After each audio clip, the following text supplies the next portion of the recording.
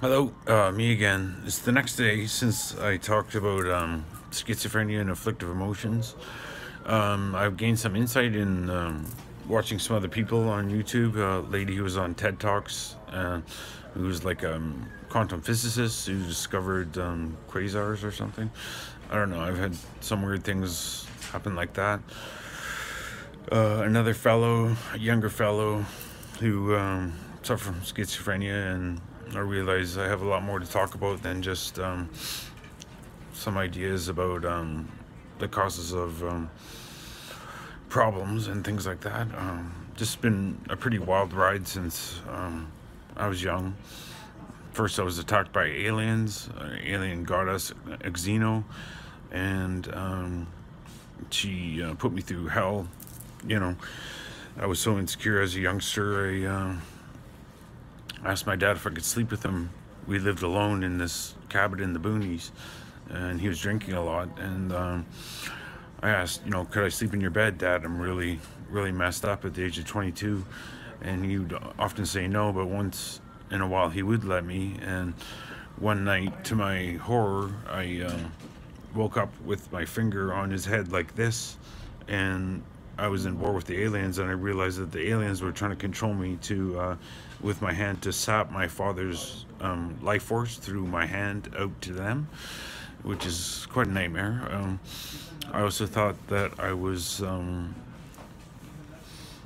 supposed to maintain my virility, and had to, in order to save the world from pollution and aliens making men's semen extinct and ineffectual for creating or conceiving children.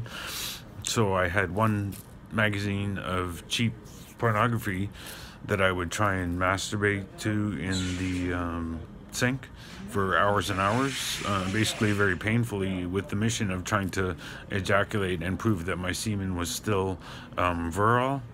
And when I would achieve the occasional painful orgasm, I was chagrined to find that it was full of globules, of sterile globules, and nothing resembling healthy semen at all. So you can just imagine the horror I was going through. It's sort of easy to talk about it now because a few years later I paid back the aliens, and the alien goddess.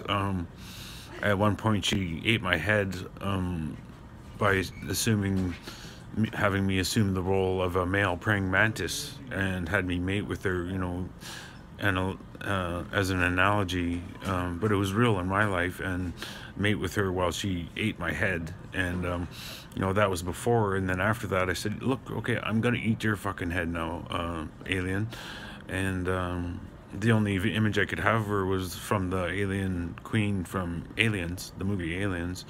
The only real image I had of her. I've had a few visions of what she actually looks like since then, but I bit her head off. My mouth swelled up like this, and I just went like that and bit her head off, and then I made it grow back. So knowing that she would have that much pain inflicted on her, that when I bit it off, but that it would grow back slowly, and that would be just as painful. Anyways, it's sort of bizarre. I didn't really mean to be sadistic. It was sadistic to her. It was actually just payback time for what she did to me, right? Then I noticed she had some male drones on her ship, and that they were simultaneously doing her bidding while she thought about it, and they would run around and do her bidding, and they had no real minds or anything. And I thought, look, not to be sexist, I mean, if they were female drones and one male king, I would have said, what is fair? Do you want to do that? No, I think you should be that they would have their own minds if they were male or female. It's not a sexist thing. So I said, I put her in a cage with electric bars, and I had a whip with all the fury of hell to whip her with when she was acting up. So I put her in this cage, and then when she got out of, I occasionally let her out of the cage, and I thought, how are you going to bring these male drones to life? Why don't you perform oral sex on them, like the horror you put me through when I was younger, kind of. It was sort of payback, and it was sort of to help them you know, gradually to, so she would, commit oral sex acts on these male drones and brought them to life in that way. And I would put her back in the cage when she got angry and say, and whip her. And then she got, relatively speaking, she thought that the sex with the drones was better than the prison cell with the whip. So she started enjoying that more. Eventually they became their own people, their own identities, instead of just being continually controlled by her. They developed their own wills and beings, which was my intent, is to level off the aliens. Whatever, I don't know. That could be totally delusional. I don't think it is. A great number of schizophrenics have experiences with aliens. I'm just explaining mine. What else? Psychic vampires I could talk about, which I think are real and attack me in my sleep and try and turn me into a bad person. I've had some instances that seemed real with the CIA, where they were trying to convince me to become an antichrist, as I'm somewhat of a powerful psychic at times. Psychic vampires, the CIA, psychic vampires, and then there's Buddhism, of course, which I was talking about yesterday, which has enabled me to live through all that shit, and still maintain some degree of sanity. Some degree. Well, I could be more sane than I seem, but yes, Buddhism actually has brought me through repeatedly.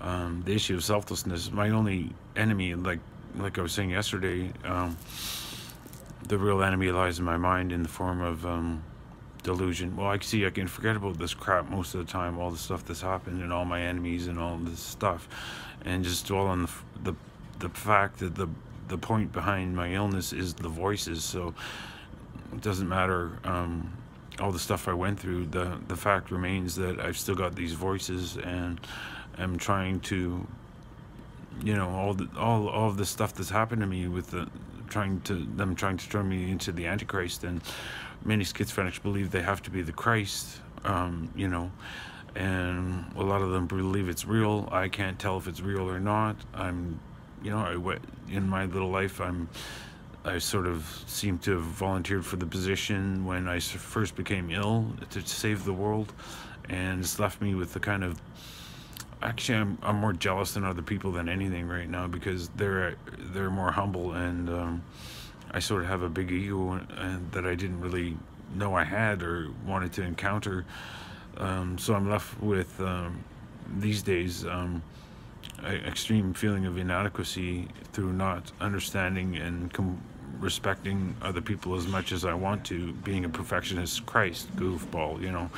Christ wasn't perfect, and neither am I, and this is what I need to get through my head to eliminate the voices and quit being so hard on myself. And this is basically what it comes down to at the root of it. So I've got more stories about delusions and delusions that have or have not happened, and I'll share those with you in the future. Thank you.